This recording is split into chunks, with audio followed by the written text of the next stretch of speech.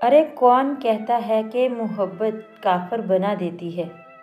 ارے کون کہتا ہے کہ محبت کافر بنا دیتی ہے؟ مجھے سجدے میں رونا محبت نے سکھایا ہے۔ نہ پوچھو ذات سب مٹی، نہ پوچھو ذات سب مٹی، نہ پوچھو اوقات سب مٹی۔